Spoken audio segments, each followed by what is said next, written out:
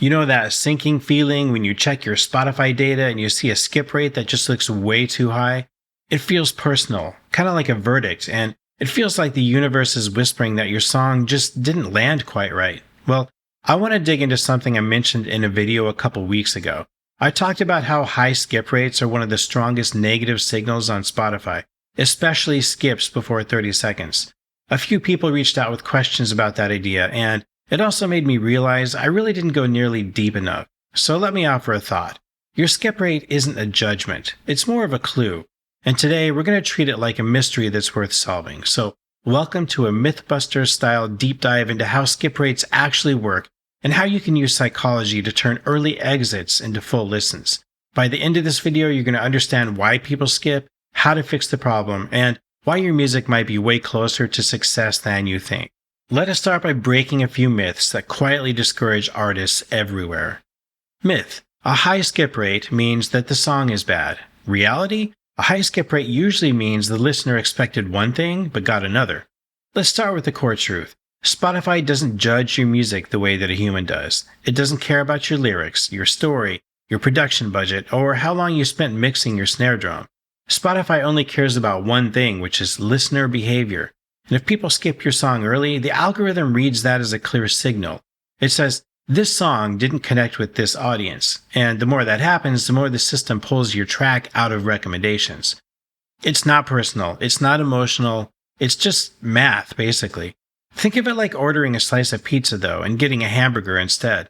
Nothing's wrong with the burger. It just wasn't what you thought you were getting, and your brain reacts by pulling away fast. In psychology, it's called expectation matching.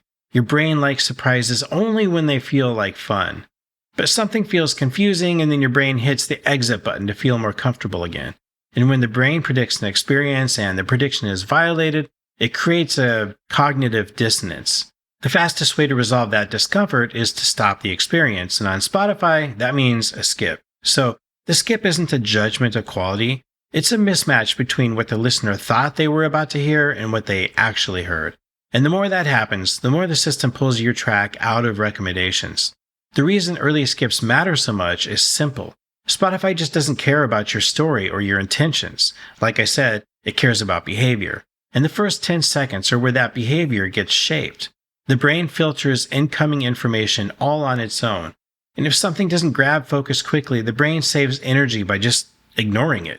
Like it or not, this is human nature.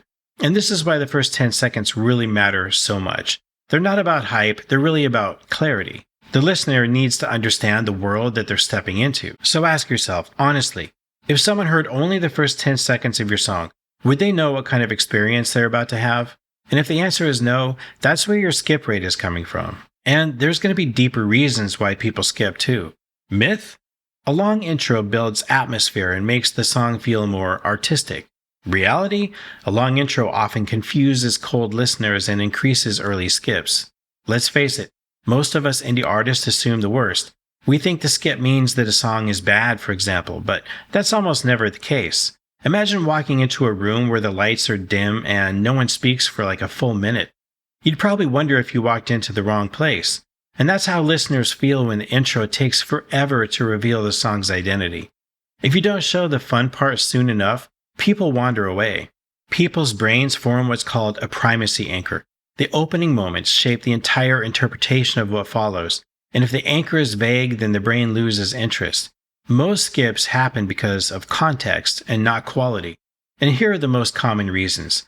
A listener expected one vibe and got another, or the intro didn't communicate the energy fast enough, or the mix was too quiet or too muddy in the first few seconds, or the playlist didn't match the genre. Maybe the audience came from the wrong source, or the song took too long to reveal itself. None of these are artistic failures, they're just expectation failures. And if your goal is less skips, expectation failures are fixable. This is where things get practical. If you want to reduce skips, you have to rethink your first 10 seconds.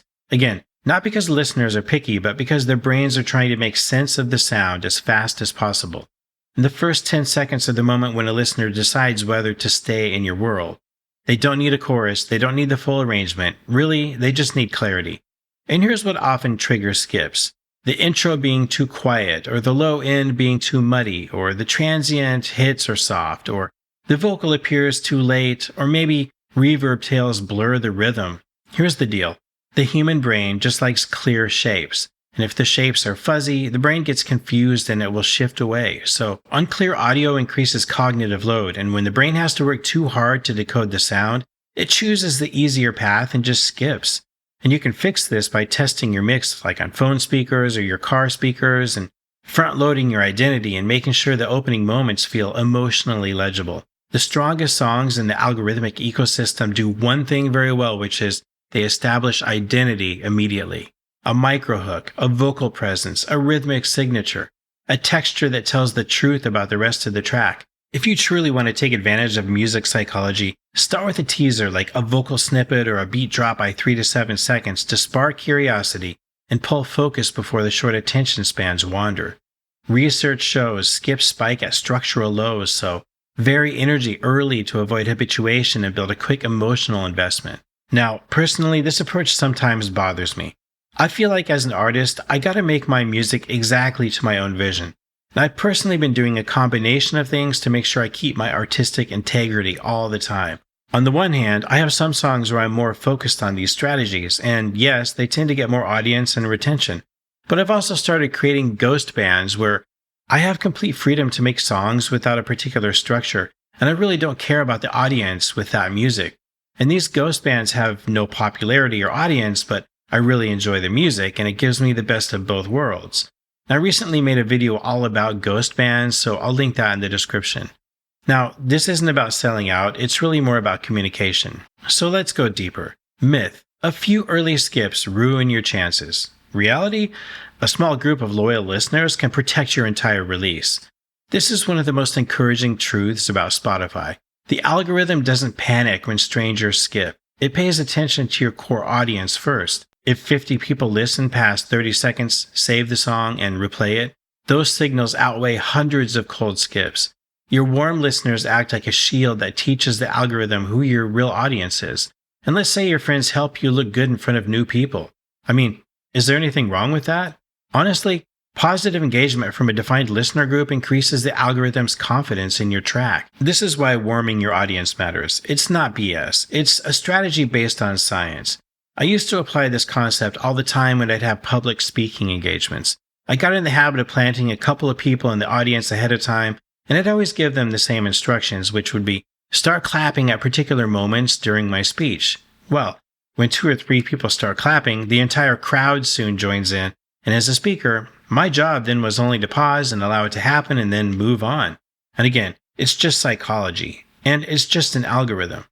And you may be thinking, okay, that's true, but what can I do?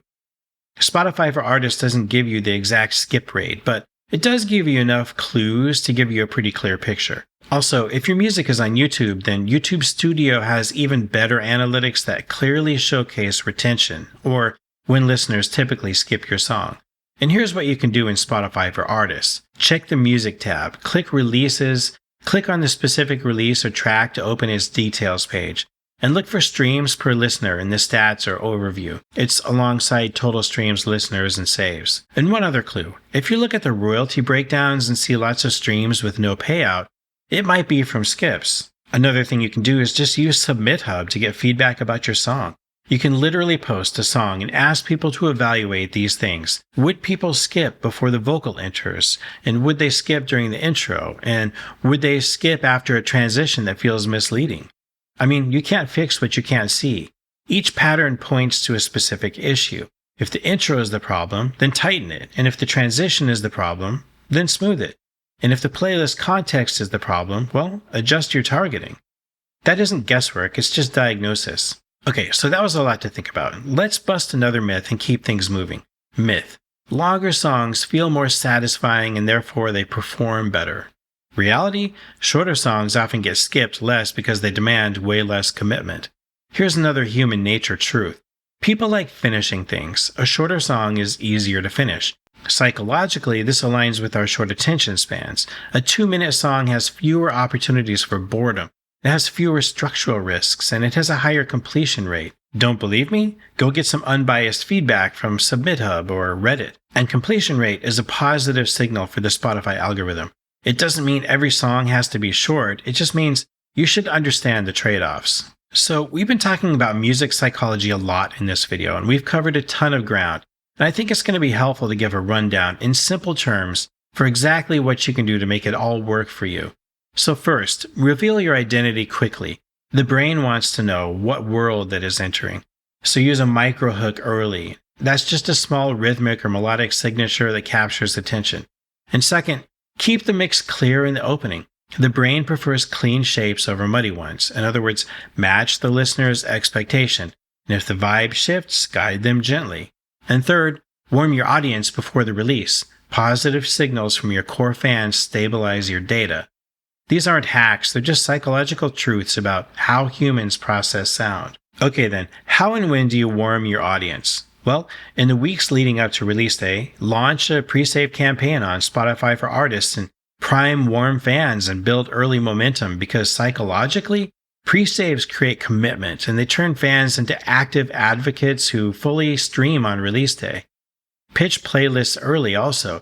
You can submit these through Spotify for Artists maybe 7 to 28 days ahead, and then focus on organic outreach, like build genuine curator networks by engaging on socials and not spamming, but just aim for playlists matching your vibe to avoid expectation-based skips. And why not tease snippets on socials to warm expectations and test reactions? In the first 48 to 72 hours after your song goes live, encourage your warm audience to listen all the way through. Encourage saves rather than streams. Encourage playlist ads, and encourage people to search your name. Now, I'm not someone that uses paid advertising to promote my own music, but if you are, then research shows that you should really only use paid traffic after warm signals stabilize. And definitely avoid broad blasts that invite cold skips. And focus on stability. Run a fan-first rollout like exclusive previews or live sessions, and hit those early positive metrics like skips under 20%, for example, or a high completion rate. This teaches Spotify your audience profile for better recommendations in Discover Weekly or Release Radar. And also avoid cold ads. Avoid blasting strangers, and avoid pushing the song to people who you don't know at first. I can't emphasize this enough. The first 48 hours are not really about reach, they're way more about stability. You're teaching the algorithm who your real audience is, and once it knows, it can find more people like them. If you came to this video feeling discouraged by your skip rate, I hope you're leaving with a sense of possibility, because skips are not a verdict, they're really just information. And once you understand the psychology behind them, you can shape your music in ways that help listeners stay with you, and you have more control than you think. If you want more Spotify breakdowns, or if you want me to analyze your music, let me know in the comments. And if this helped you, feel free to subscribe for more deep dives that help indie artists grow with clarity and confidence. I'm Kevin from Innovaniac Music. We help indie artists produce great music and get published and build a growing audience. Until the next video, dream big and create boldly. 100 miles per hour on that see-through. All I ever had is to be true. More like Swiss cheese when I approach these words. They got holes in them, so deep you can fill them up and swim in them. Not advisable, I would try it though. Walk with a cane on a rainy day.